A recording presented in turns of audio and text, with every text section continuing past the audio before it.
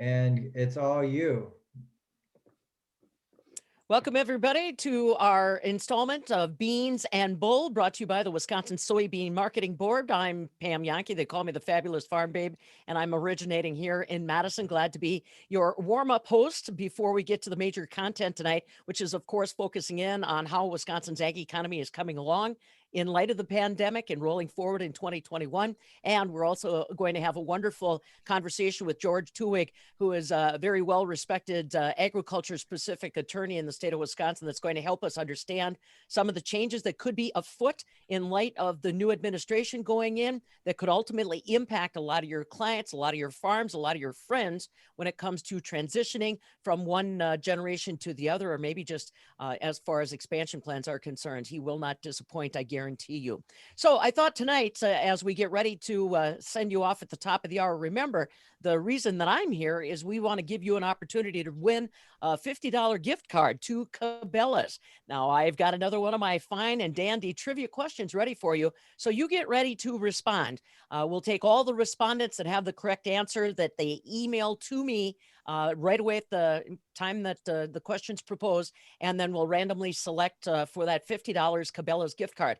Now, listen, if you're a regular to the Bean and Bull session, you know that we're going to be doing that every session. So please plan on spreading the word with your friends, and do make sure that you're in the room before we actually start the content. That's the whole idea here. You'll send your correct answer to farm@midwestfarmreport.com. So I'll tell you more about that in just a little bit. I thought in case you were a little bit busy this week and didn't have a chance to follow up on some of the headline stories that we've been following this week, I'd run down just a few for you so that you can catch up. Maybe some of these are folks are friends of yours or clientele.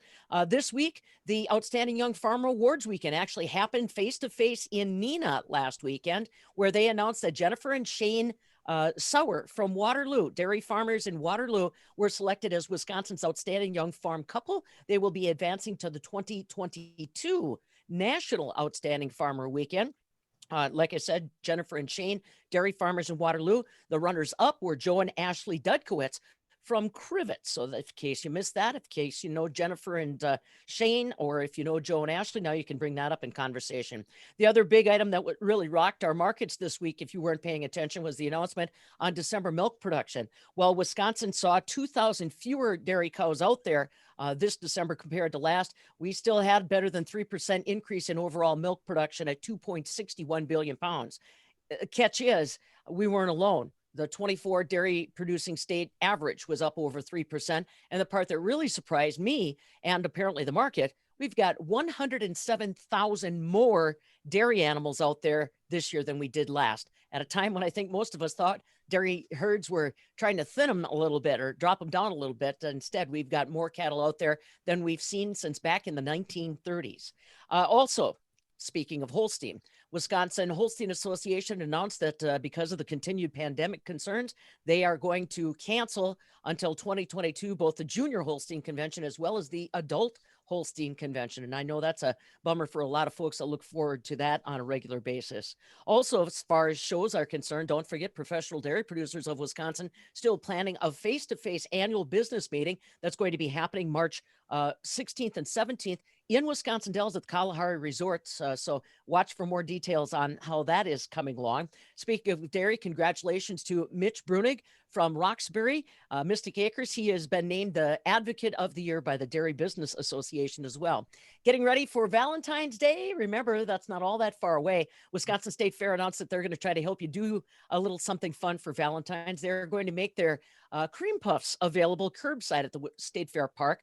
They are beginning their sales on the 11th of February until Valentine's Day. Only 2 flavors they're offering, though: cocoa cream puff, and now a brand new creation for Valentine's, a strawberry cream puff. So get your orders in while you can. Again, if you're just joining us, thank you so much for tuning in to this edition of the Beans and Bulls session. My name is Pam Yankee. They call me the Fabulous Farm Babe, and I'm tickled to be along with you, just bringing up some conversational tidbits before I toss it over to our speakers. Tonight, we'll kick it off with George Twohig, who is a very well-respected agriculture attorney that will lay it out for you straight on what you need to realize if you're in a transition mode where you're trying to maybe move things from one generation to the next, or you're trying to do some estate planning.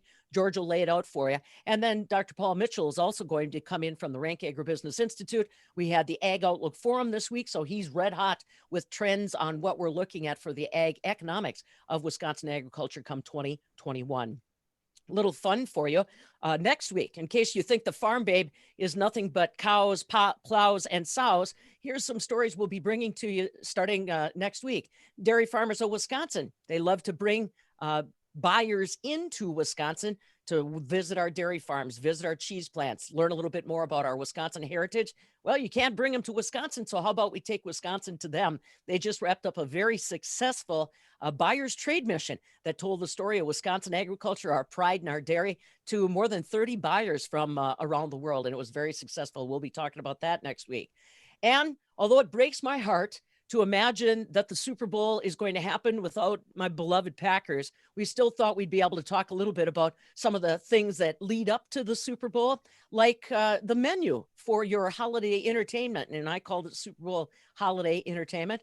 How about chicken wings? You've seen the numbers, they're astronomical. Well, next week, we're going to bring you a story from the National Chicken Council, who says during Super Bowl Sunday, people will consume 1.42 billion chicken wings. That is enough to circle the earth 3 times. And yes, that consumption is up 2% compared to last year. Why? Well, they say in large part because more of us are using air fryers, and we're all getting very comfortable with the takeout and curbside. And of course, pizza and wings go pretty well there. So another story we're bringing to you next week.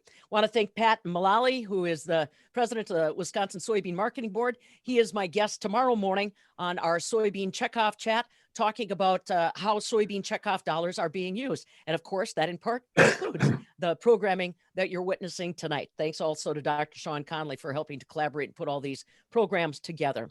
Again, my name is Pam Yankee. If you're just getting into the room, we appreciate you joining us. It's going to be a great conversation. In just a moment, I'm going to give you an opportunity to submit your answer to tonight's trivia question for a $50 Cabela's gift card. And we'll be doing this for every one of the Beans and Bulls session as a way to entice you into the room just a little bit early so we can have a full house ready once our speakers are ready to go. So please keep that in mind. If you ever want to follow along on some of those tricky little stories that I bring to you, don't forget we've got a full rundown on MidwestFarmReport.com, our website, Fabulous Farm Babe on Facebook, although next week, the Fabulous Farm Babe will be a farm dude. Next week, I'm going to step aside and let my assistant, Josh Scramlin, who some of you have had the pleasure of meeting. He is a Holly, Michigan native who came to us from Sirius XM in Nashville almost 2 years ago now. Next week, he will be your host for the warm-up session for the Beans and Bulls session, talking about white mold, I believe, for next week, and several other items like that. So again, as we approach the top of the hour, welcome in to this edition of Beans and Bull. In just a moment, I'm going to turn the program over to Dr. Paul Mitchell from the Rank Agribusiness Institute to give you some trends that you need to pay attention to when it comes to things developing with our economics for agriculture. We've all seen how quickly feed prices can change. A lot of talk about what's going to happen with the value on the dollar, and also where are we going with energy prices. I'm sure Paul will touch on all of that. And of course, in just a moment, we'll also kick it off with our friend George Twohig, who is going to give you the latest rundown on what we have to keep an eye on when it comes to estate planning and transitioning our farmsteads from one generation to the next. It's not an easy process. When there's nothing changing in DC, it becomes way more complicated when it comes to following the train out there. George will be doing a great job laying all those details out for you in just a little bit. As always, please make sure that you get signed up and registered for next week's Beans and Bull session as well. Just because you got a link tonight, don't think that link is going to give you the access to all the shows. That is not the situation that we have here. You've got to sign up every week. I see that someone's asking some questions. You can always put that in the chat box. We've got Emma, who is with Dr. Sean Conley's office. She will be kind of monitoring if you've got questions or anything like that and trying to do their best to facilitate. But remember, they had also asked you to submit your questions prior to the beginning of this evening's conference. So we'll see what we can do. That's kind of the way it is. You roll with the punches when it comes to a live broadcast like this. And speaking of live broadcast, it's just about that time for me to step aside and allow our special guest to step in. So if you're just joining us, again, my name is Pam Yankee. I will be providing you with your incentive to come into the room early, and that is a $50 gift card to Cabela's. What we'll do is take all of the correct answers that are emailed to me and randomly select a winner for that gift card. And this will be happening during every one of the Beans and Bulls session. So make sure you slide in the door just before the show begins. So the email address that you need to send your response to is farm@midwestfarmreport.com. farm@midwestfarmreport.com. I think Emma will put that up for folks. There you go. Thank you, sweetie. And tonight's question, again, in lieu of the Super Bowl activities that are now, 8 days away, it bums me out that it won't include the Packers, but I still can come up with something that's related to the green and gold and Titletown. On this day in 1959, something very special happened to the Green Bay Packer organization. What was it? On this day in 1959, email your response, farm@Midwest Farm Report. And again, we'll take all the correct answers and randomly select the $50 Cabela's gift card winner. Again, back on this date, 1959, what happened that impacted the Green Bay Packers organization? You let me know. All right, like I said, next week, it's Josh Scramlin, my assistant, who will be warming you up. Without further ado, because you are all looking forward to tonight's presentation, I want to again thank the Wisconsin Soybean Marketing Board for allowing me to be a part of it. You've got Dr. Paul Mitchell from the Rank Agribusiness Institute coming up with trends in ag economics that we should watch for in 2021. But first, let me introduce you to a fellow that I hope I can call friend. He is a very well-respected attorney in the state of Wisconsin that specializes specifically on agriculture-related developments, and his expertise is trying to help farm families come to grips with the very emotionally challenged and financially challenging estate planning situation. Ladies and gentlemen, your kickoff speaker tonight, Mr. George Twohig. Good to see you again, George. Take it away. Hi. Hello, everyone. The area of planning for the future in farming is really what most of my career is, and I'm fortunate that I also have am I still on? Hello? All right, am I still on? Yep, go You ahead. sound great, George. Now my screen went off. I'm not used to this. I also have my partners, by the way, some of you might know, Troy Schneider, Tim Hallbuck, Kim Rietbrock, and Dave Meyer, and they're all working in ag area. As we look at the current year, it's been an interesting one. When we started the early year of 2020, boy, it seemed like it was going to be terribly rough. Then the dairy industry got a kicker pretty good, but cropping never really got the nice hit. All of a sudden, we ended up with this change in administration, and it's for us in the tax planning, business planning area. That's a real challenge. The new laws that are coming up are going to be difficult for us to deal with. Right now, if a person dies, the amount that's exempt from estate tax is about $11.5 million, and for a couple, that's $23 million. And in larger farm operations, the numbers get pretty big. In 2026, the amount that's exempt from estate tax is going to go back down to $5 million per person, adjusted for inflation, and we'll go down to where it's $10 to $11 million that people can pass to the next generation without any estate tax. One of the big challenges is the Democrat program is actually talking about possible greater reductions in the amount exempt from estate tax. That should be a concern to a lot of people who are running fairly large operations, right? Now, in Biden's tax agenda, he had promised everybody that there be no increase in taxes for people that are under $400,000 of income.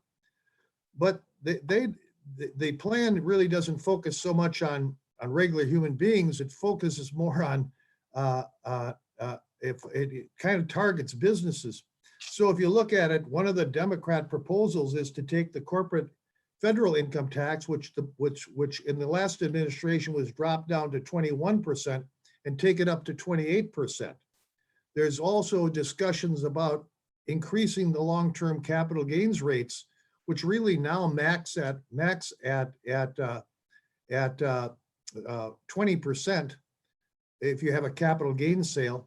And they only get to 20% for a couple when they're at $494,000 of income. They will raise those rates, and there's actually discussions again about going back to the early time and not having capital gains rates. They're talking about increases in payroll taxes, not for the employee, but adding that additional payroll taxes on the employer side, right? And on top of that, there's discussions about eliminating stepped up basis that we receive at death of a landowner and farming. The transfers to the next generation really benefit by the stepped up basis that occurs upon one of the senior members' deaths. Of course, we all say, will the Democrats solve the immigration problem? And the last thing is, we all know that the trend you're just seeing in the last short number of executive orders is a real focus on environmental. And that means challenges on one side, the side that quite frankly, the regulation of what we do and how strong rules come out of a more liberal DNR and government laws. On the opposite side, one of the big trends and things we worked on a lot in the last year or so were the natural gas contracts that are coming from digestion.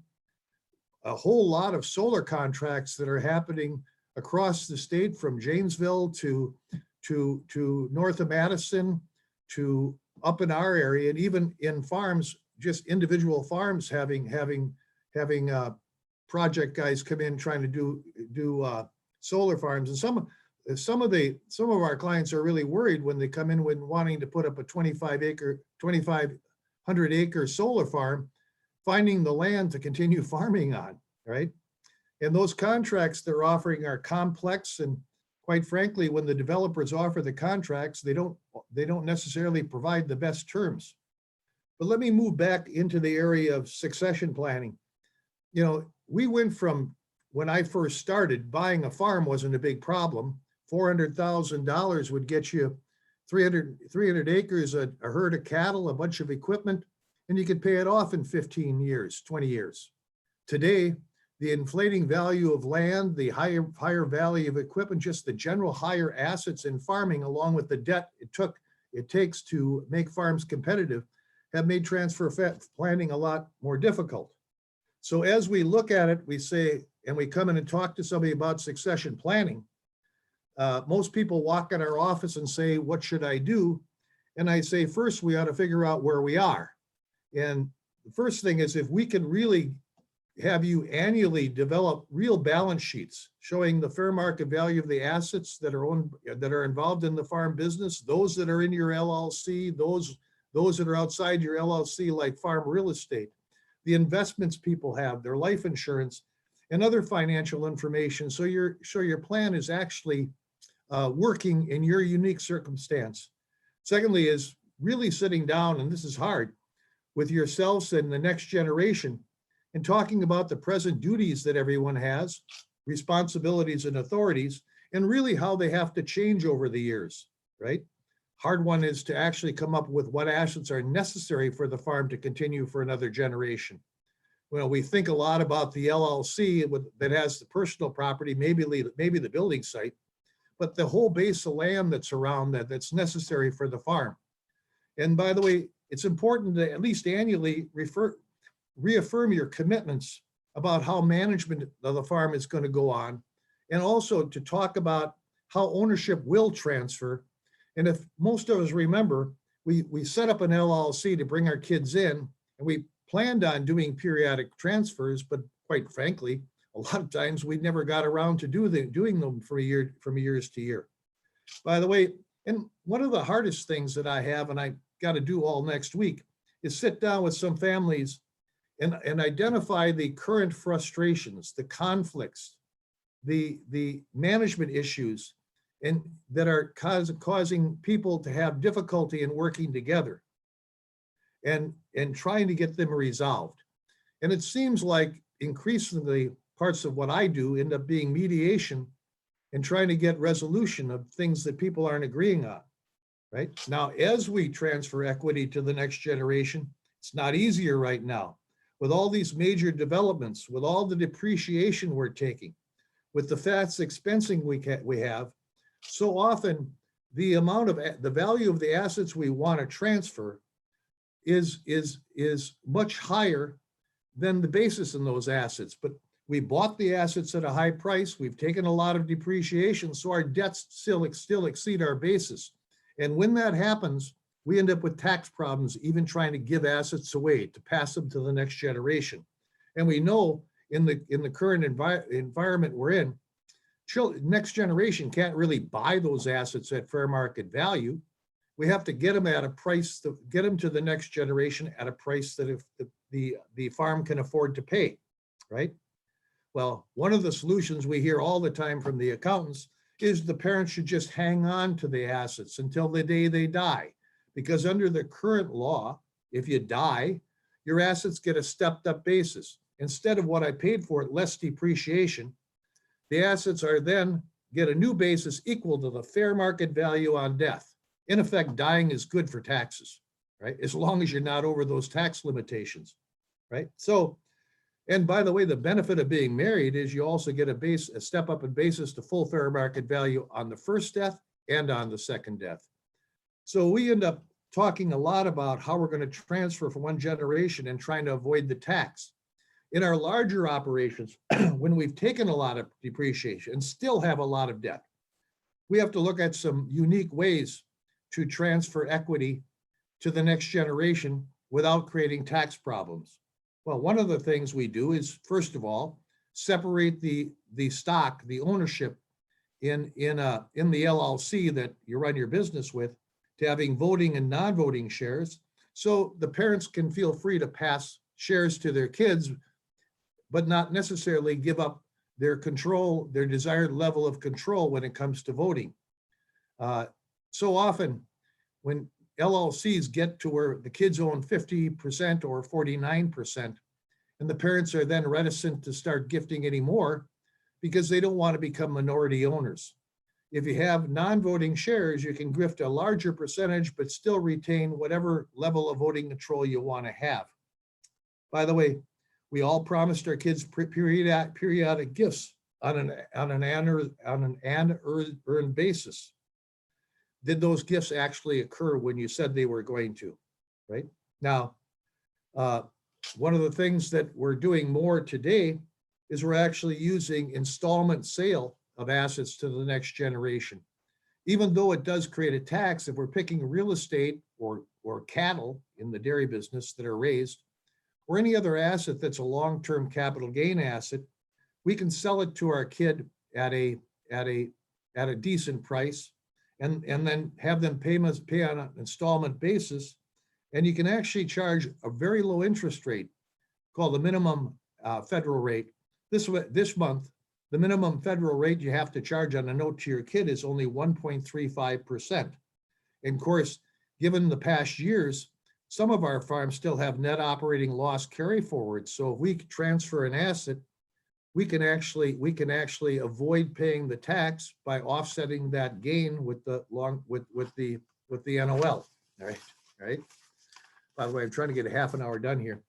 By the way, one of the things that we're doing increasingly in ours is actually taking the LLCs and creating two new types of interests in LLCs. One of them is called a profit interest. And it's very interesting. I can actually award my son or daughter who's working in the farm with what's called profit interest or incentive units.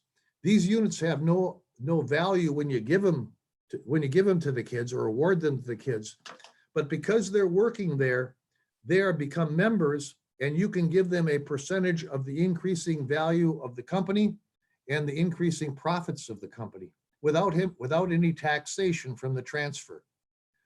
And it's very, very common today, and it's well accepted by the IRS. In some of our larger operations where we're concerned about taxation, we'll take in the LLC and actually create preferred units. units that are fixed in value and provide a set rate of return so that the parent's equity is frozen, but they're getting a rate of return. And then we just allow those units to sit there until a death occurs, gets the stepped up basis, and then we don't have to worry about any tax on the sale. If I would say one thing, at this time, anyone who's operating with an LLC should go through their LLC documents and see whether the way they were done is the way they should be today. There are different approaches. Your management structure has changed, and how you want equity will have changed. By the way, a lot of people, I'm going to talk about real estate for a second. A lot of our operations have a lot of equipment. They have a fair amount of buildings and feed centers and so forth. But one of the major assets, and most often the largest asset they have, is real estate. And the question we keep on hearing from people is, should we have our real estate in a separate LLC, or is it okay to just own the real estate in our own name, right? Well, we generally form real estate entities only when necessary. You see, under Wisconsin law, real estate, if I took bare land really doesn't carry with it a lot of liability. Land doesn't move, equipment moves. Land itself is not the basis for lawsuits. In Wisconsin, we have what's called a recreational use statute. If we let somebody snowmobile on our land or hunt on our land or use an ATV on our land, we're not liable for their injuries unless we charge them for doing it. Even if someone's in a tree stand and they fall out, it's not our liability. The recreational use statute prevents that. But many times we'll form an LLC for real estate if we're creating new facilities that we want the next generation to own or help pay for. Or if land's being gifted or acquired from the parents by the next generation, and we want them to share in that equity, right? Also hunting land and recreational land that our next generation is going to own together. Nice thing about an LLC for land, it avoids what's called the legal right of partition. One kid saying, I want my share of the land, and break up the land. It's also a good way for structuring the management. In fiber real estate, you can have in the agreements that it's tied to the business, and it really can't be taken away. For hunting and recreational use, a lot of times we'll have to cover shared decision-making, shared use of the land, the labor and financial resources to pay for it if it's not income-earning land as recreational land. But land is a big challenge. Everyone seems to focus on transferring interests in the LLC that's running the business. The land always gets stuck on the backside. Yet when we look at our balance sheets, a lot of time the land is the biggest part of the balance sheet. All right. Am I doing okay here? All right. By the way, most of you have a buy-sell agreement. Either if somebody leaves the farm, what do you have to do to buy them out, right? And buy-sell agreements a lot of times get done and they aren't looked at for another 10 or 15 years. And by the time they're needed, they don't say what you want them to say. So by the way, you got to think about and go through with your family members who are involved, right? What happens if someone dies? In your buy-sell agreement, should somebody still be able, the next generation still be able to be in the business if they terminate their employment? Should somebody be able to transfer their share of the company, share of the real estate, to the next generation, or should it be conditioned upon the next generation actually being involved in the farm, working in the farm? By the way, what happens if somebody terminates their employment? What happens if somebody becomes disabled? God, what happens in divorce? And when I first started practicing, I didn't hear a lot about farm divorces, but I think farmers are catching up now. And what happens if somebody has financial problems? You got to make sure that there's that in buy-sell agreements that it not only covers the company, which most of them do, there has to be some provisions that cover that base of real estate, because you don't have much of a farm with just equipment. You need the farm buildings and you need the land base. And it all has to be at a price that the farm can afford to pay. if we take the current fair market value of land, certainly in the area I'm up here in northeastern Wisconsin, the price of land is really not what you can afford to buy if you had to buy your whole land base at one time. There has to be, when we're setting up buy-sell agreements, it has to be looked backward every time to see whether or not the farm can really afford to pay out the person who's leaving.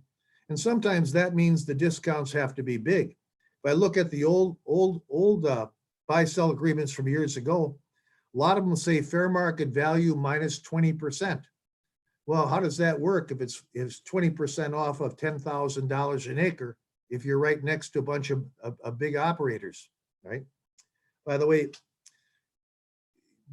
and when you're talking about what the buy-sell price ought to be, you got to think about the difference between whether the next generation bought these units from the senior generation or they were gifted to the next generation. So, there has to be if I'm gifted these units, I was given them to be a steward of the farm, not to turn around and turn it to cash, right? By the way, if I look at the old buy-sell agreements that need to be reviewed, you ever notice that some of them have payment terms that say it has to be paid off in 5 years or 7 years or even 10 years? Well, that may be okay to pay if I'm just buying a small number of units in the company, but if I have to buy not only a large number of units in the operating company, but I also have to buy the base of real estate that the withdrawing owner has, it may be impractical to pay that off over 10, even 15 years, maybe 20 years. And only so much can be cash flowed, right? It's a challenge. By the way, I'm recently looking at some old agreements. And if you recall, some of us that were around a while, remember when prime rate was 8.5? And some of those agreements say today, right, 8.5% interest or 9% interest. Well, if they haven't been updated, they still say 8.5 or 9% interest. If you look at it, these buy-sell agreements have to be adjusted to stay current with the real world we're in, right? Outdated terms. Payment terms, outdated interest rates, wrong methods of valuing LLCs. It almost can be worse having a buy-sell agreement than if you didn't have one, if they're really out of whack. By the way, in going back to your estate plan, if you did your estate plan 7, 8, 10 years ago, do those terms still work today? First of all, everyone should be doing their planning in farming in a way that avoids probate. That doesn't mean expensive trust, because trust shouldn't be very expensive. What it means is you shouldn't have wills. There are many ways to transfer assets without probate on one death or even on the second death. Most farm estate plans are built based on a living trust or a revocable trust, but that trust has to be coordinated with the buy-sell agreement. And in the case of a parent dying, a lot of times the terms that the next generation must have to be able to afford to buy the farm have to be actually better in the will than they would be in a buy-sell agreement. Because the parents don't expect to necessarily sell all their interest during their lifetime. They really plan on passing it to the next generation at death to get the stepped up basis. But if they're saying the on-farm kids have to pay the kids who left based on fair market value of the assets, or if it's got to be even the price you do under a buy-sell agreement, if a kid leaves, it's not going to cash flow. And by the way, you got to be realistic. Yes, we provide in our wills that the next generation who's farming has the chance to buy the operating assets, the LLC. But so often, parents are trying to figure out how to balance the ownership of real estate between the on-farm kids and the kids who left. And by the way, if I look in the plat book, if I look in the years I've done this, there haven't been very good results when farm kids have to co-own farm real estate with kids who aren't farming. Sooner or later, the kids on the farm need the land, and the kids who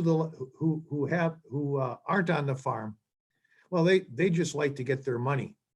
And like I always say, the value of farm real estate only counts 3 times: when you buy it, when you borrow money, and when you sell it. But if you're a farmer, it only counts twice, right? When you buy it and when you borrow money. You never sell farm real estate. We transfer that to the next generation, and we should really think hard about transferring to the next generation who are actually farming. Because if you're lucky, they'll have kids and they won't ever realize the value of it. As long as your farm can stay in your family with people dedicated to farming, the value of the farmland is not really relevant, right?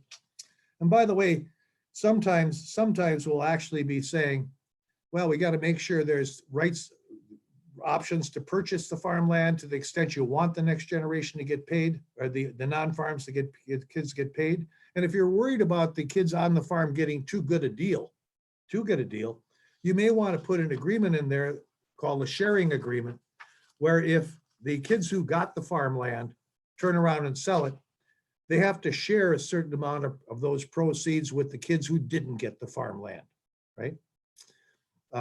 One of the other quick issues I want to talk to them in my last 5 minutes, 2 of them.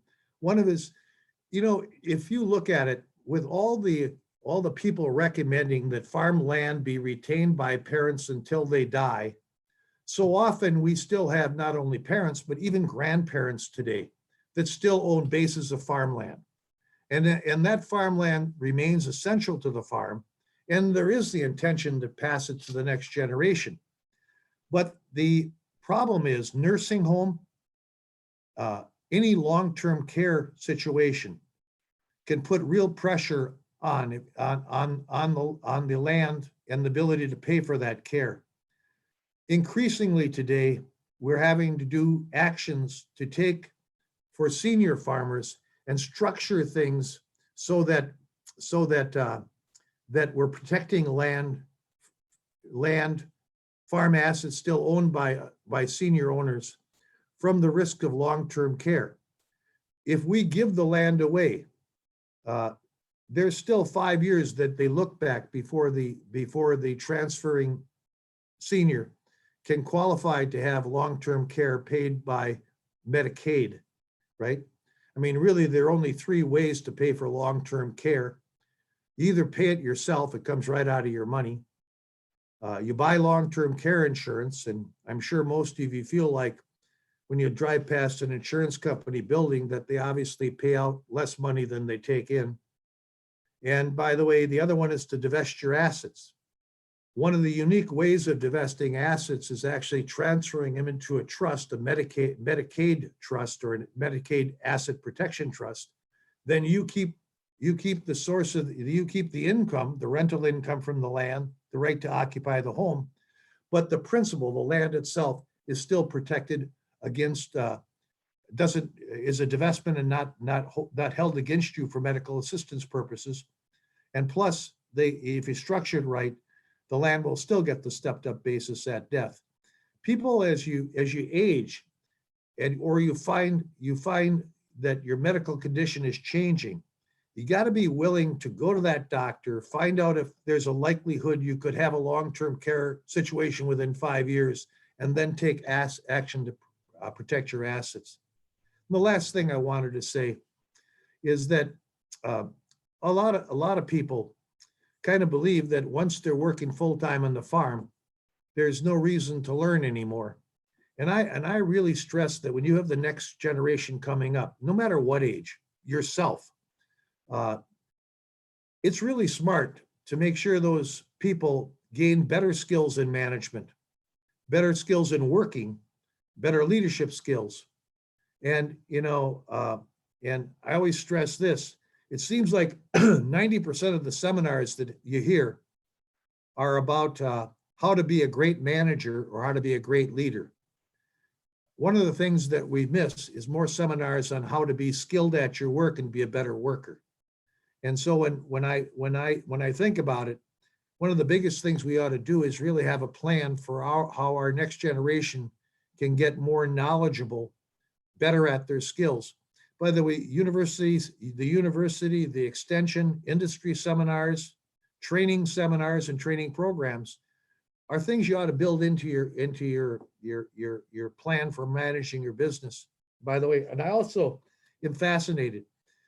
When I work with organizations like this and some other organizations, those young people that become active in the organization, that become officers, leaders, board members, I'm always surprised that 2 years later or 3 years later, when they come out, they really have developed some skills just from being exposed to being involved in these organizations.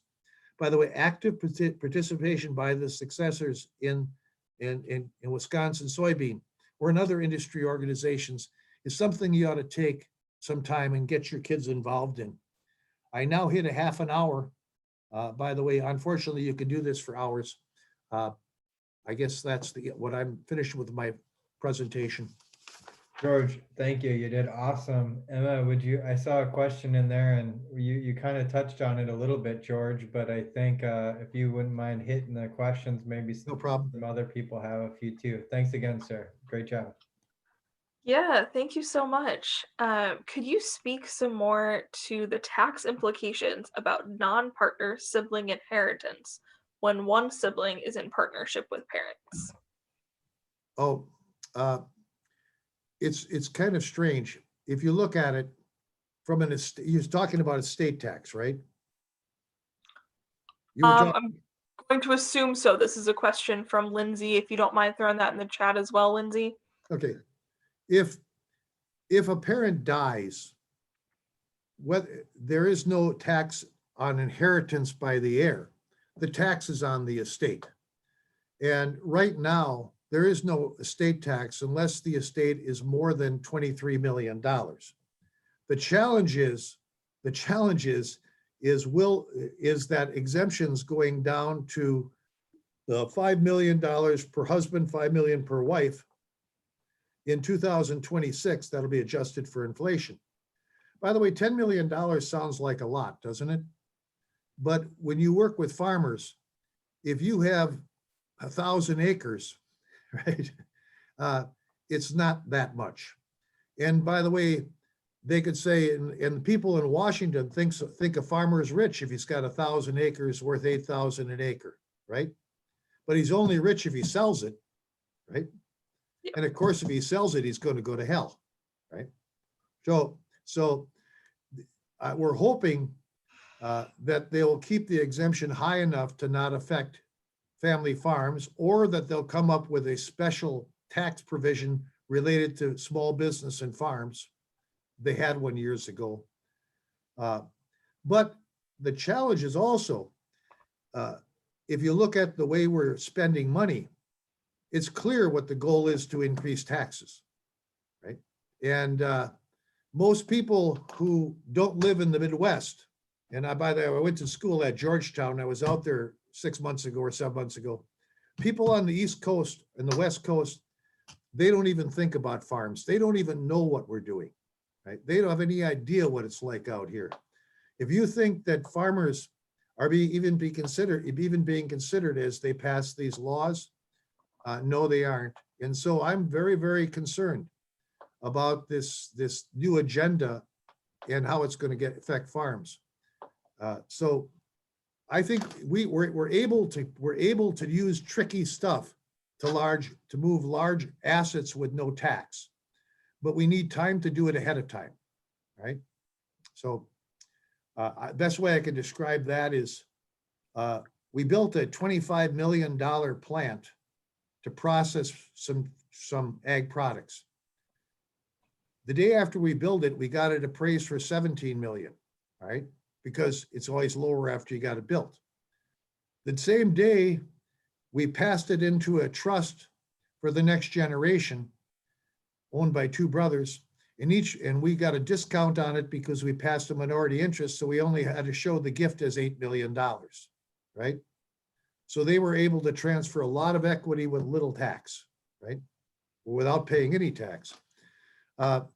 What's really sad is the tax laws, the planning laws make more sense.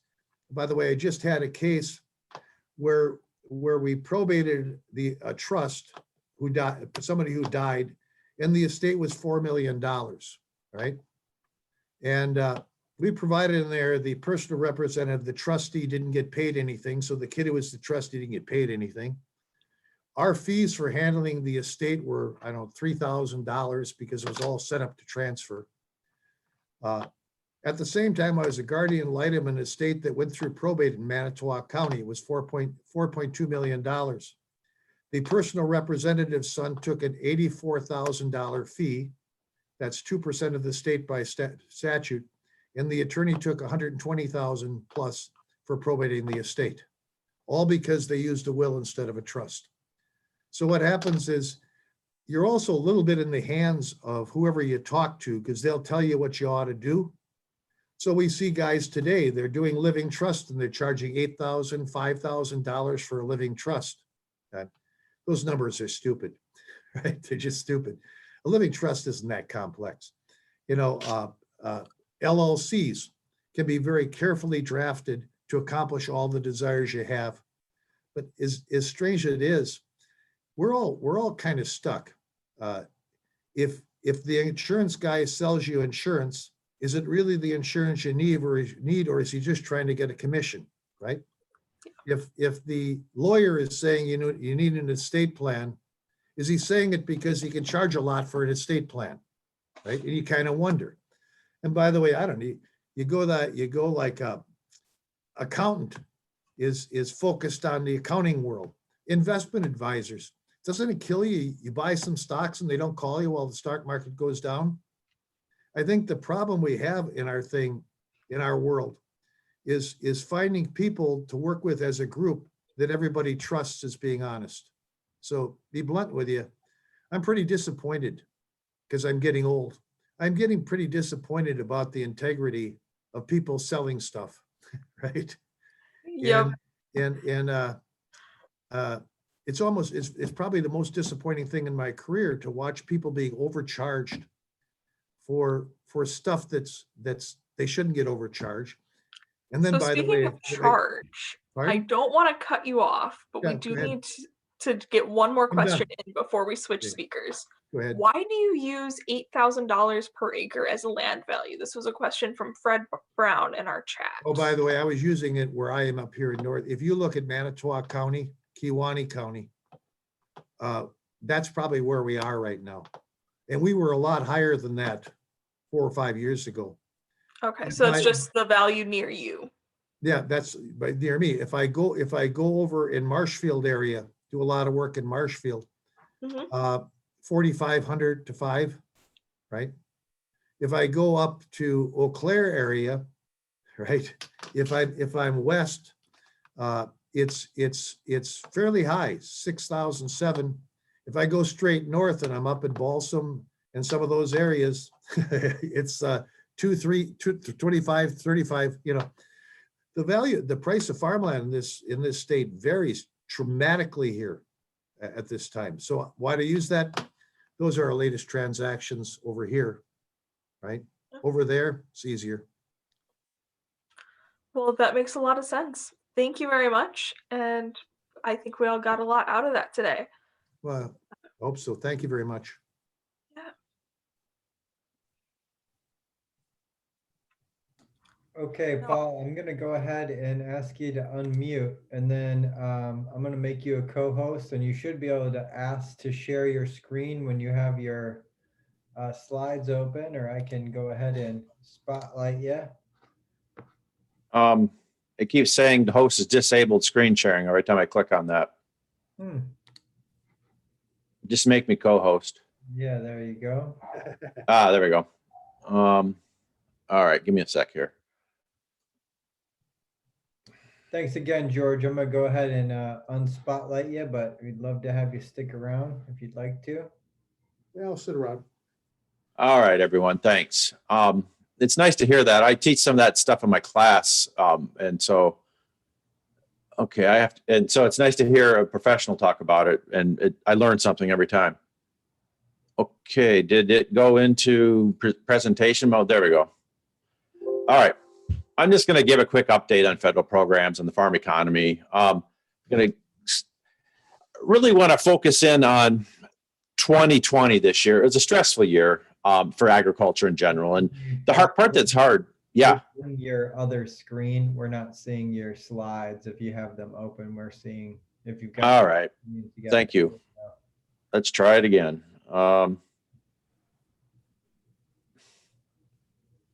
Stop the share, do a new share. Sorry about that. Nope, I'm not sure what you're saying, but we'll try this one. There, how's that? Thank you, sir. All right, perfect. I'm going to slide this over to so I can see it. Is it still there? Looks great. Except I just muted you by Yep. accident. I unmute. All right. Am I unmuted? Yep, you're good. Sorry. All right. All right, we'll get going officially here then. Yep. All right, thank you. What we're going to do, I just want to just kind of set the stage a little bit here about stress. And it's been a stressful year. 2020 is a rough year. And the hard part is it's coming after several years of financial stress, tight margins and low farm income. And I think a lot of people, everyone talks about 2020 as a stressful year. And I have a bunch of slides back there, but in the interest of time, I'm going to jump ahead here to where I'm at. And most people don't think of the stress. It's just for them, it's new. They bet the economy was rolling along and things were doing okay for a lot of people. But farmers, it's a stressful year on top of a stressful year. And so there's John Shutsky is the UW Extension. He's got some great stuff on farm stress there for people who work with farmers or are farmers, if you're all interested in that. But I just pulled the numbers down today, 538,000 cases of COVID in the state, 5,800 plus deaths, really affected our lifestyles and stuff. And there's just a low level of anxiety. And I think the part I really like to emphasize is how it switched from being an urban problem to a rural problem. And the bottom figure there, I mean, you can see the big spike has gone up and we're coming down the tail here. We're down to, like they said, 1,400 some odd cases today. But the figure I really like to point to is that bottom right there. It just came out from the USDA. And the red and yellowish orange line are the number of deaths from COVID per 100,000 people. So it's been normalized by population density. So you kind of control for the fact that cities have more people than rural areas. And then those other lines, the blue, the green, and the gray one are for rural areas. What you see early on there, it really spiked. The problem for where all the people dying from coronavirus, COVID pandemic, and all that stuff, it was an urban problem. But late summer, it switched over to being a rural problem. And that's where we're getting this is a national data. That's not Wisconsin only. But you can see it's up to 5 deaths a week in these really small areas with very few people, villages and open country with rural populations, no town above 2,500. That's where the people are really. And so I think the part we forget a lot of times, I think, is rural problems are invisible if they're not in the urban areas, as our previous speaker was talking about how they don't really think about farmers out in the East Coast. Well, they also don't think about rural Americans. You can see the figure on the left is the deaths per 100,000 people in the state. You can see like Southeast was hit hard that's the urban problem, but a lot of those counties are very rural, and that's where the deaths per 100,000 people are much higher. I don't mean to interrupt, but yeah. We are seeing just your first slide still. It's not filtering through them very well. All right. I'm not sure what's going on here. I'm going to stop the share and share my screen again. How's that? That's what I've been talking about. Thank you for clarifying. Perfect. All right, we'll get through this. And so what you can see here, this is the figure showing the spikes and everything. This is our numbers. Our cases are down, but this is that red and yellow line is the rural, or that's when it was urban, and it switched over to being a rural problem here back in late fall, October, November is when it really hit the rural areas hard. And I'm guessing this data ended, this report came out in early December, and I'm guessing that trend is still going on.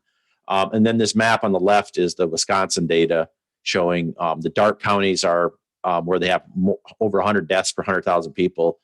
And you can see the Southeast it hit that area hard. That's that early urban problem. And now it's a rural problem. You can see a lot of these counties are very rural that are being hit by the COVID pandemic. And these are deaths since March 15th. And so it's definitely something to think about. And I think that we forget how much stress that really creates out there. And so thinking about all that stress, farmers, though, came out ahead in this one. This is net farm income from USDA, comes out December 2nd. It's got a couple of different measures. The blue line is net farm income. The yellow one is net cash farm income. It's kind of think about your taxes, right? You take all that depreciation and stuff sometimes, it's the yellowish line is more like tax versus the blue line is much more like with taking into account depreciation, inventory adjustments, and things like that. I always like to use that one just because I think it adjusts for those costs you don't write down all the time, like depreciation. But the big one is you can see a big jump where these dotted lines or dashed lines are the averages, 20-year averages. We finally went past that. We've had several years of average to below average income, really below average for 4 or 5 years. All of a sudden, we're above average for the first time in a long time. And the reason is this is a slide or a Twitter slide that John Newton, he's the ag economist at the national level for the Farm Bureau. If you're ever looking for someone to follow on Twitter, John Newton with the American Farm Bureau has got great stuff. And what this shows is the evolution of prices basically since March, middle of March there, or early March. And what you see is early on, things are falling apart. Things are rough. You all remember those times, April, May, people were very concerned. But then slowly as the season progressed, the prices recovered and we started realizing we need more corn, need more soy than we have. And we've had this price rally at harvest time, which is extremely unusual. So one thing that happened, why did farm income go up, is that price rally for a lot of our commodities late in the year. The other one is that CFAP 1, CFAP 2 sign there. The federal government really stepped up with the Congress with those bills to help out agriculture because there was serious concern. We saw the slides of milk dump or pictures of milk dumping. We saw the problems with, talking about euthanizing millions of hogs is what their concern was. It didn't quite turn out that bad. There was still euthanizing of animals, but CFAP 1 covered the early stuff. CFAP 2 covered the stuff you planted, the 2020 harvested stuff. CFAP 1 was for the 2019 crop you produced. Here's what the numbers look like. That green line laid out there from 1933 till 2020 shows how much money the federal government gave to farmers as direct payments throughout the history of doing that. Not that much a long time ago. We broke through the highest ever seen by a long shot there. Last year at the national level, there was $46.5 billion was in direct payments to farmers, most of that for the CFAP 1 and 2. Wisconsin alone, $1.45 billion from CFAP, another $111 million from the Farm Bill programs, ARC, PLC, and dairy margin coverage. You can see just that CFAP money there, $563 million for milk, corn got $215, cattle, 134, soybeans. And you can just see how much we doubled whatever we've ever done in the past. Everybody in DC, a lot of people are concerned about all the food system falling apart there with all this empty store shelves, running store shelves empty, seeing the milk dumping, seeing vegetables piled up in fields unsold, having to euthanize animals. And so they wanted to make sure we had food. And so that's what CFAP did on the farmer side. It also provided a lot of support for people making food boxes and stuff to make sure there was a huge run on food banks as well. And so this line here is that net farm income. All I've done here is the blue line is the one you would see if you looked at the USDA data that they put out, net farm income. And the red line is if you take away government payments. And this is just the dashed line now is the average just of these data.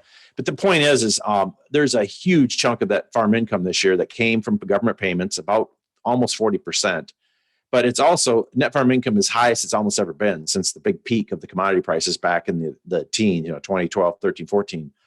So I'm guessing some of you had extra cash this year, unusually. Despite, with all that stress, the country stepped up and made sure farmers were not going to have falling apart. So what'd you do with all that money? Well, the one thing that they see here is land values started creeping up. This is for good farmland. At the end of the year, this would be the price increases relative in October 1st of 2020 relative to 2019, October 1st. And you see there's a definite upward pressure on land here in Wisconsin, probably 2-3%. It's probably a good estimate there. So some of the people were out trying to grab a hold of some land, some of that cash. But more realistically is this figure on the bottom left is it's loan balances at commercial banks. And this is the first time it's declined since the late 80s.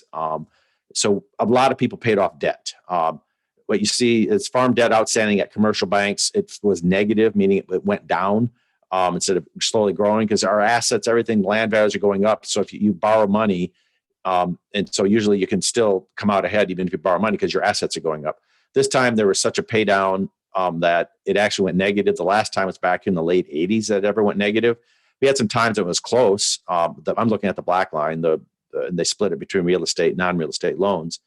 But I think a lot of debt was paid off after 3-4 tight years. The other possibility, and this we can't tell, was maybe people moved it out of commercial banks and into non-traditional farm credit, like some of the the seed companies might be providing credit, or some of these things. You're not using a bank, you're using a non-traditional credit provider, like getting your funding from the seed company or a chemical company or something. The other one is the banks might have just started holding back on money because they didn't think it was a worthwhile investment. I don't think it's that. I actually think farmers paid down a lot of debt. The other surprising trend, though, is I'm looking at the figure on the bottom right now, is the ag banks and the non-ag banks. It looks like people really paid off at the ag banks, or did ag banks pull back on providing farm lending? It's not clear. It seemed to really hit the small ag banks, the ones less than $200 million in financial assets. Farm debt was larger at the big banks. It went up at the end of the year and by end of 2020.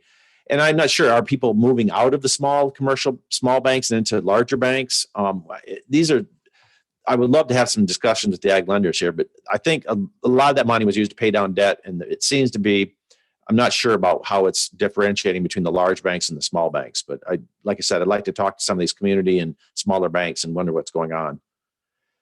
So what's coming in for 2021? I'm kind of summarizing some stuff from the Ag Outlook Forum. It's kind of some hope and uncertainty. Hope, lots of things that look like 2021 crop year and production year should be a good year. Commodity price trends are up. Margins are looking profitable. That's for corn and beans. Livestock on the crop, I'm thinking beef, the margins are probably looking profitable later in the year. Not early right now, but they expect it to pick up. There's a large slug of cattle to work through yet still from the COVID disruptions on packing plants. Those reports that Pam Yonke talked about at the beginning there, the dairy, it looks kind of rough out there on dairy. It's all of a sudden they're talking possibility of dumping milk again, just because we have so much milk. That'll come down. There's some slides. There's a slide at the end, the Ag Outlook Forum. If you're interested in the dairy, Mark Stevenson has a great presentation, and we have some discussion on it. Ag land is still holding. Values are still good there. So that's a good sign that the markets aren't falling apart. Your equity won't evaporate overnight. Dairy farm attrition rate is almost back to normal.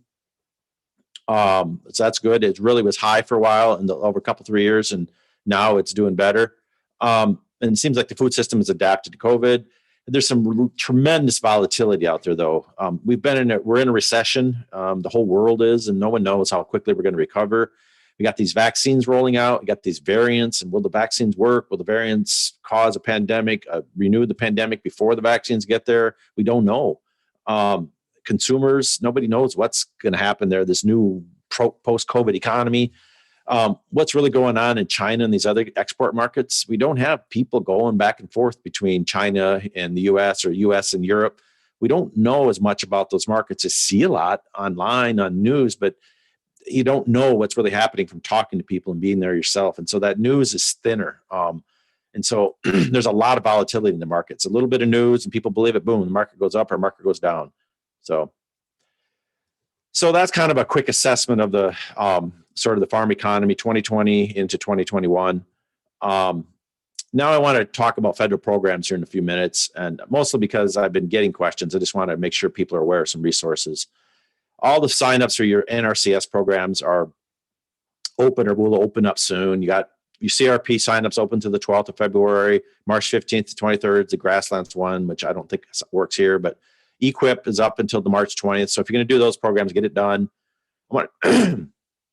FSA programs are kind of on hold on the CFAP one. The administration is deciding that there's just a lot of money. That $46.5 billion flying out the door really fast has got people concerned at the government accounting office. So the administration has stopped payments for a little while until they really look things over. That just came out yesterday afternoon. But Congress is talking about passing some sort of stimulus bill. There might be something for agriculture in there again. We don't know. Dairy margin coverage is done for a while, but you can still do dairy revenue protection or LGM dairy. The big one I want to talk about is the one in red there, the ARC and PLC sign up. That is open until March 15th, and you got to get in and get it done. strongly encourage you to enroll now. Don't delay on enrollment. You can always go in and change your election later up until March 15th, but you got to get yourself enrolled for the 2021 year. So crop insurance deadlines are all the same, March 15th. So that's nothing surprise there. I want to talk about ARC and PLC. I've been getting emails. I've been doing some programming on it and talking to people on the phone. What you're doing is, we used to make this decision once for the whole farm bill, and now from here on out, it's an annual election for the next 3 crop years.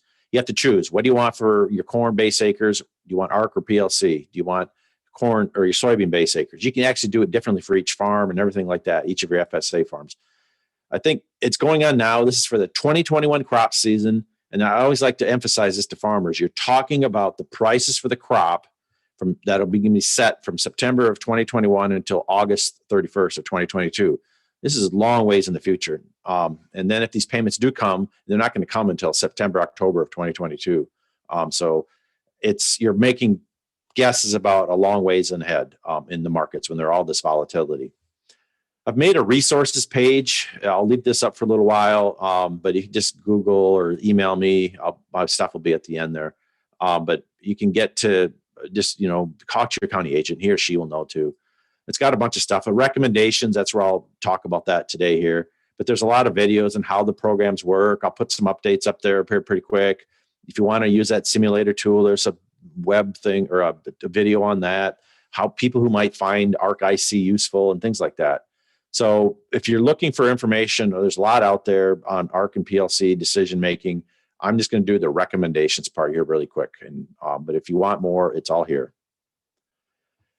I think a lot of people have been overthinking ARC PLC this year. I think just keep it simple. Just focus on ARC County, the County ARC or ARC CO and PLC. Ignore the ARC IC. I just don't think it's relevant this year. There was a reason last time around it was interesting to some people. Don't worry about it. And I think you should just do the same election for each crop. All your corn base acres, just do the same thing in all your farms. Don't try to make a bunch of different things for different farms unless you want to sit down and spend a lot of time doing a lot of work to get it, try to see if it'll make you a few extra bucks. I actually think marketing is far more important this year than your ARC PLC decision. I think this is a year to lock in these high margins or high prices you're seeing. This is a chance, I think, to make some positive margins on your grains this year. You've made some if you got lucky and didn't sell until later this year. This year in 2021, you can do it in advance. And I would strongly encourage you to lock in some of your acres, some of your production or expected production under some sort of a marketing plan. There's all kinds of available tools out there to lock in a floor, a positive margin, and still have some upside potential if markets go really crazy, but you've got a floor underneath things.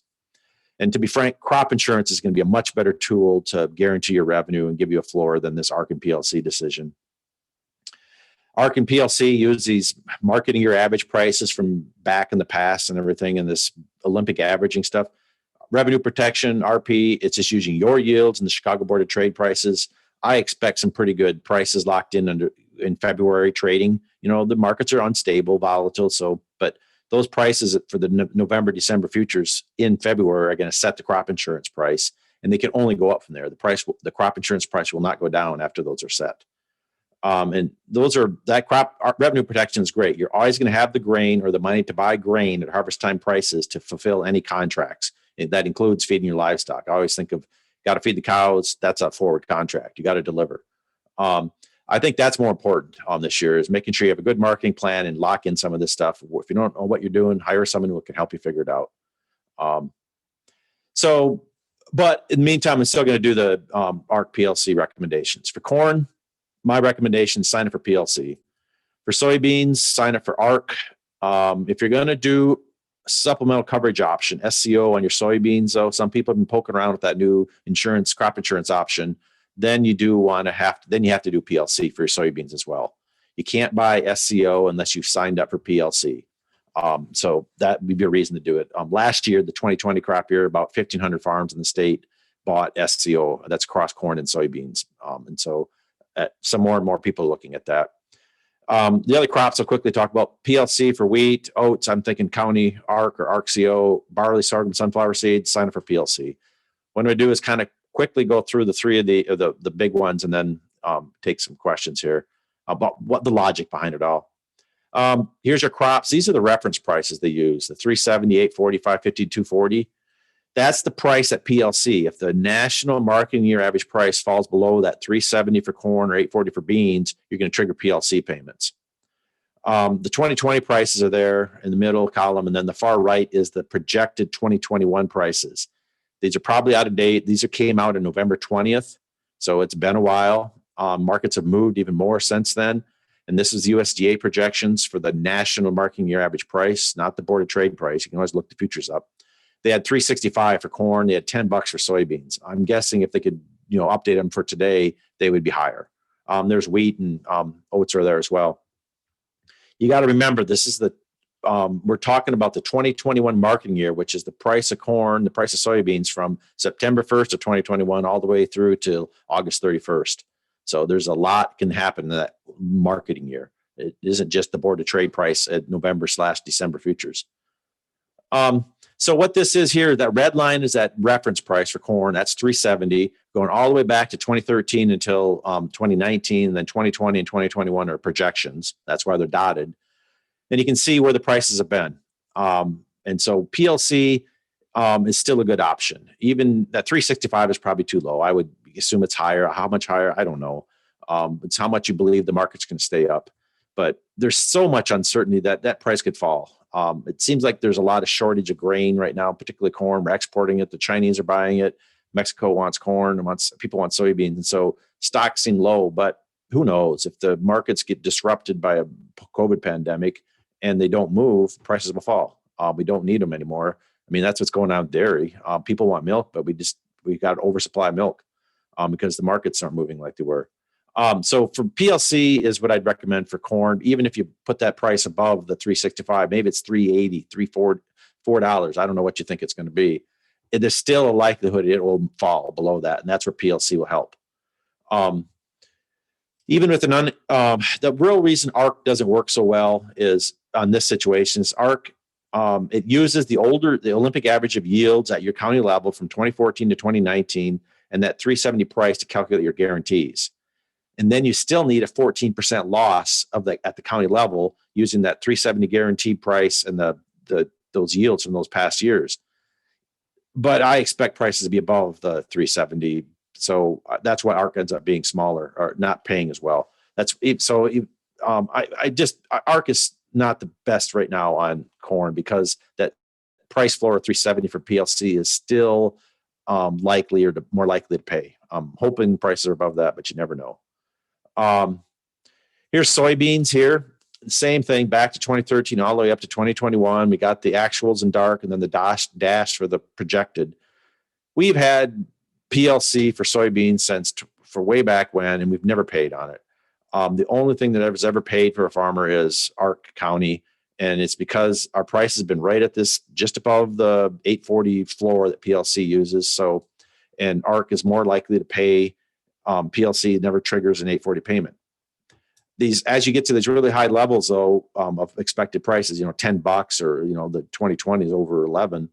PLC, it's just the likelihood of it paying gets so small. And then the ARC will pay, but for ARC to pay, you need a low county yield. And there's always a probability of that.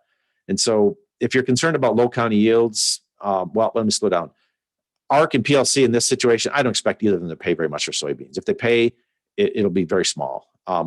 If you're worried about covering yourself, if you want to worry about coverage for the county yield, buy SCO. It's more effective. You can control it's your yields, controlling your crop and your regular crop, and then you add SCO on top if you're concerned about it. But I just don't see either of them really paying. And so to be honest, on soybeans, I don't think it really matters if you do PLC or ARC. You're not going to get a payment. Either one probably. If it is, it's going to be really small. So neither ARC, there's a bunch of words that go with this, but I kind of said it already. If you want to buy that SCO endorsement, you got to do PLC. Otherwise, the one that will on average pay more will be ARC, but it's never going to pay a lot. $3-4 per base acre versus 15 cents for PLC or something like that. It's just not. Neither of them going to pay a lot. And ARC is going to be using $8.95 to calculate the guarantee. And then it's got those older yields from 2015 to 2019, and you still need a 14% loss, but they're going to be calculating that's how they calculate the guarantee, $8.95 price and those old yields. but they're going to calculate the actual revenue using the 2021 yield and the 2021 price.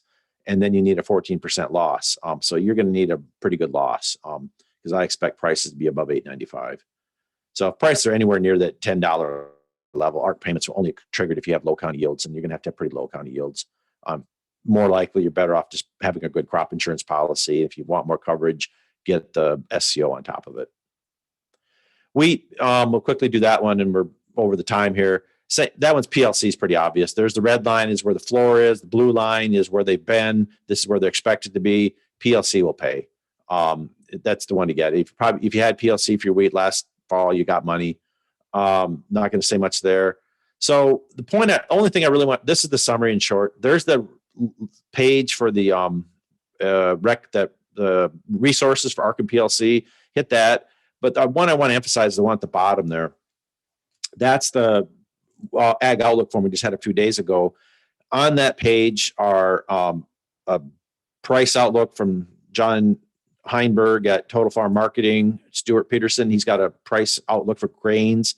Mark Stevenson's got a dairy one, and Brenda Bottel's got a beef one. And then there's also the panel discussions where they update what they said from 1 week to the next, how much things have changed. The dairy one that really changed from what Mark had said originally to what he had a week later, just because of the new reports from USDA. So hit that bottom one there. There'll be some good videos there and PowerPoints and slides if you're interested in the grain marketing side there. And I'm going to stop there. Thanks for sticking on. Thank you for that wonderful presentation. Would you mind showing the QR code for our CCAs? Yep. There's the QR code for those who get the CCA credit. Awesome. I have a few reminders for attendees, and then I'll get into some questions for you. Video recordings from today's presentations will be posted to the badgerbean.com website and the Badgerbean YouTube channel next Tuesday. You can also go to badgerbean.com to register for next week's Beans and Bull session. And this is the QR code posted now for CCAs. If you don't use the CCA app, you're welcome to put your CCA number in the chat. It is not necessary to do both. If you're using the app, you don't need to worry about giving us your number. And with that, we have a couple questions. First one is one from Fred Brown.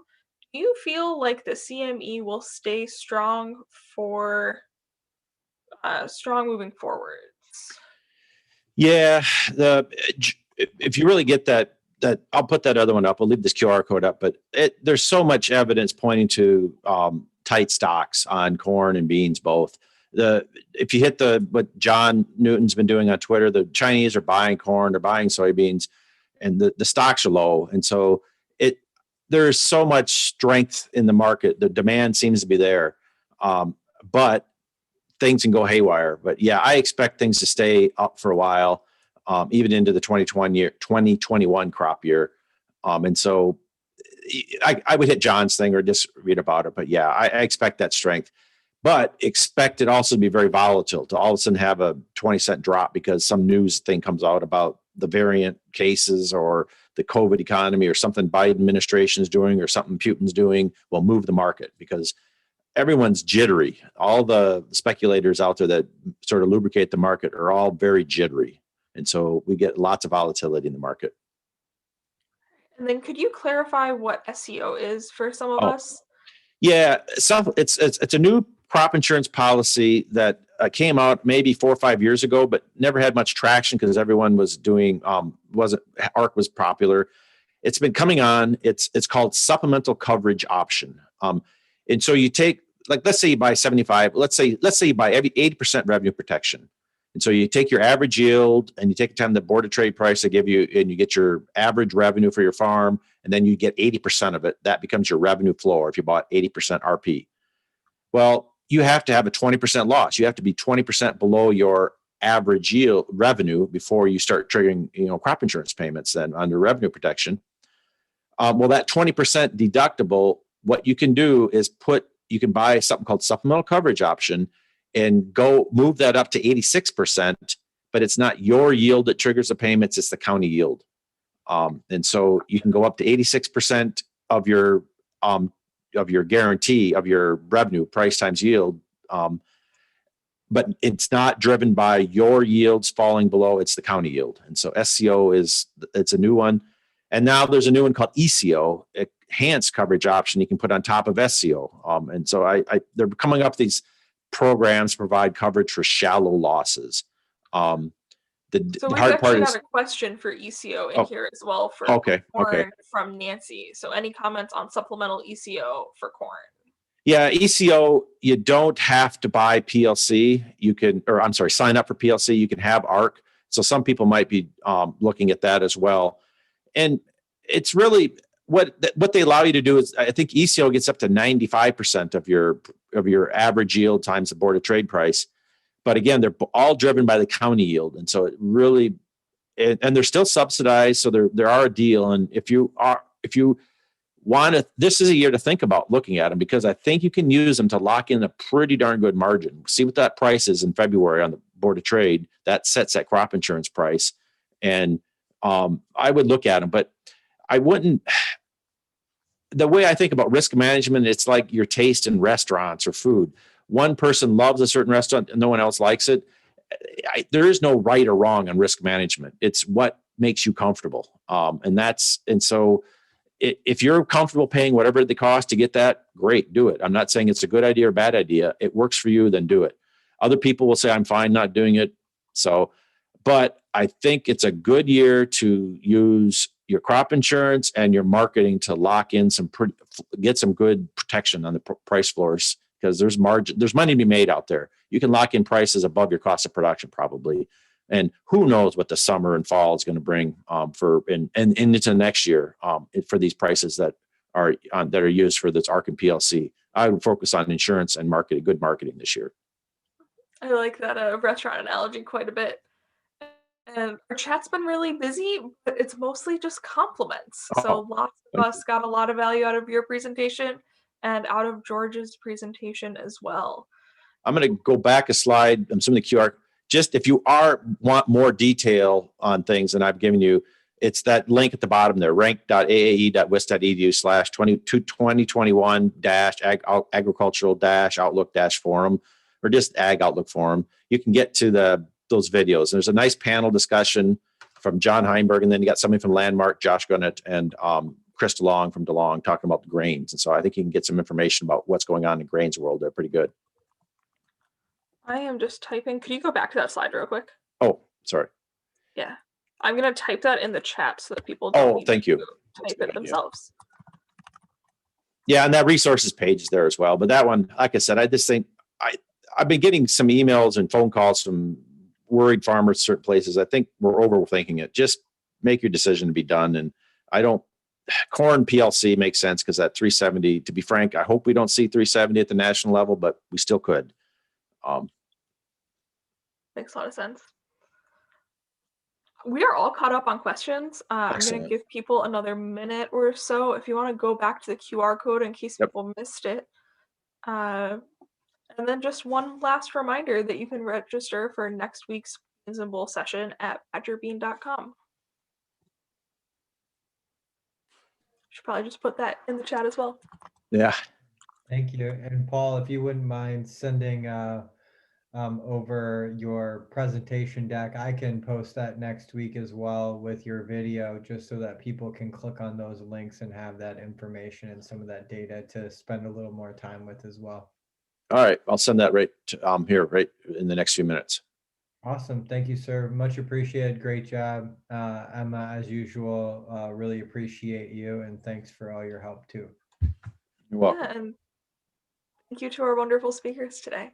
I really enjoyed tonight's presentations. Okay. All right. Well, I'm going to send you an email here pretty quick. Yeah. All right. Okay, great. Well, thanks everybody. We'll make sure to capture all the chats, and we'll do an export on the CCA credits that were posted in the chat, and we'll get those off to the team as well. So thanks. Good night.